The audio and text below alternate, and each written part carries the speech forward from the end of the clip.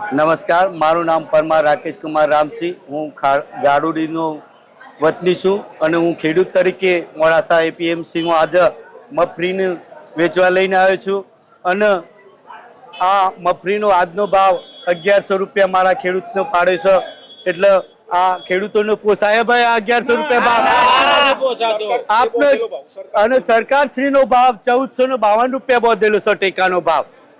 આપણે એટલું નથી કહેતા ટેકાના ભાવથી જ ખરીદ્યું, પણ અમારી માગણી કેટલી છે ભાઈ? આપણે તમારી 1200 થી હરાજી સ્ટાર્ટ થાય એવી મારા આ મોડાસા એપીએમસી માં આવેલા ખેડૂતોની માગણી છે, જેથી કરીને સત્વરે મોડાસા માર્કેટ યાર્ડના ચેરમેન શ્રી કમિટીને હું ખાસ નમ્ર વિનંતી કરું છું કે તાત્કાલિક ખેડૂતોનો ન્યાય કરે, સત્વરે એટ અ ટાઈમ ઈદના ધોરણે, જેથી કરીને આ ખેડૂતોની જો આજે ન્યાય નહીં મળે તો ખેડૂતોને બીજી કેવી માગણી છે ભાઈ? માર્કેટ કેટલા દિવસ બંધ?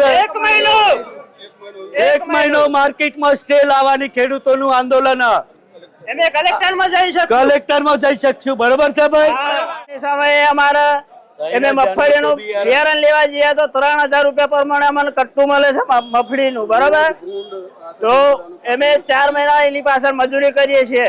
વરસાદની અંદર જોવા જઈએ તો ભૂંડ અને આજુબાજુ જાનવરોના અંદર અમે ખેતી કરવા માંગીએ, ખેતી કરીએ.